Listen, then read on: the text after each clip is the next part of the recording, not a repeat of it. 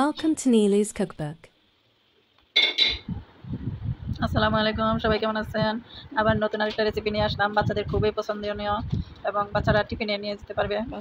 রেসিপিটা ভালো লাগলে সাবস্ক্রাইব করে পাশে থাকবেন। শুরু করা যাক। এখানে 2 কাপ ময়দা নিয়েছি আর চিনি দিয়ে দিচ্ছি 2 টেবিল চামচ, ইস্ট দিয়ে দিচ্ছি 1 টেবিল চামচ,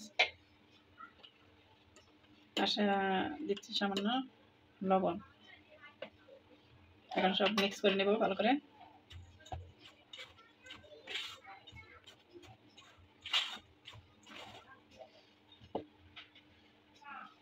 তেল দিয়ে দেব 2 টেবিল চামচ।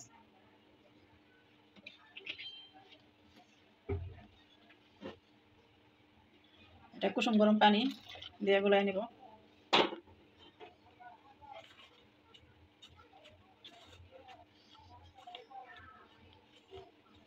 ভালো করে গোলায় নিতে হবে। এই যে আটাটা গোলানো হয়ে গেছে, এটা 5-6 মিনিট ভালো করে ডলে ডলে গুলে, হাত দিয়ে ডলে ডলে গুলে নিতে হবে। এখন আমি আধা ঘন্টার জন্য রেস্টে রেখে দেবো ডেকে। আধা ঘন্টা পর এই অবস্থা আটা ময়দা।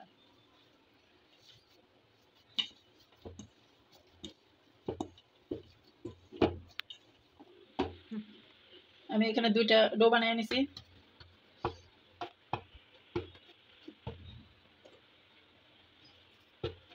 এখন এটাকে বেলে নিব।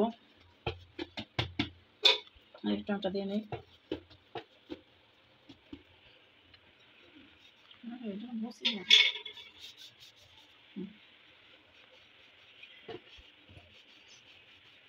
এটাকে একটু মোটা করে বেলে নিতে হবে, তো পাতলা করা যাবে না,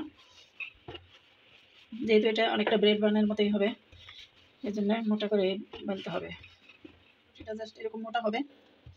এখন যে কোনো কুকি কাটার দিয়ে কেটে নিতে পারেন, আমি এটাতে কাটবো।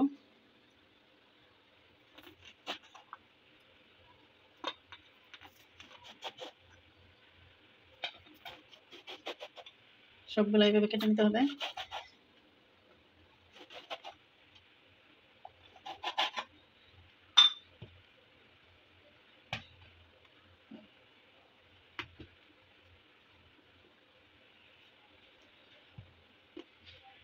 সবগুলো কাটা হয়ে গেছে, বাকিগুলো দিয়ে আবার তৈরি করতে হবে। সবগুলি তৈরি হয়ে গেছে, এখন ভাজতে নিয়ে যাব। অল্প তেলে ভাজবো, একদম কম তেল দিয়া, আর হিটও কম থাকবে, মিডিয়াম লো হিট।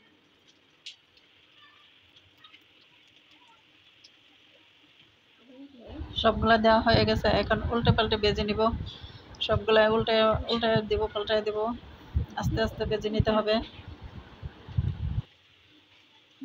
সাথে সাথে উল্টাও দিতে হবে, সবগুলা আস্তে আস্তে হয়ে যাবে।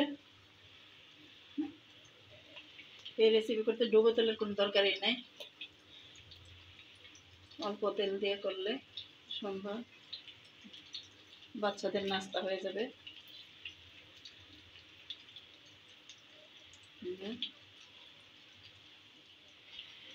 অল্প তেলেও দারুণ একটা রেসিপি। এইভাবে ইচ্ছা থাকলে আর আইডিয়া থাকলেই করা যায়, যে কোনো সময় বাচ্চাদেরকে করে দেওয়া যায়। বাচ্চারা টিফিনেও নিতে পারবে, বা বিকালের নাস্তা। কি সুন্দর হয়ে গেছে, এরকম নাস্তা বানাইতে সময় লাগে না, ঝটপট হয়ে যায়।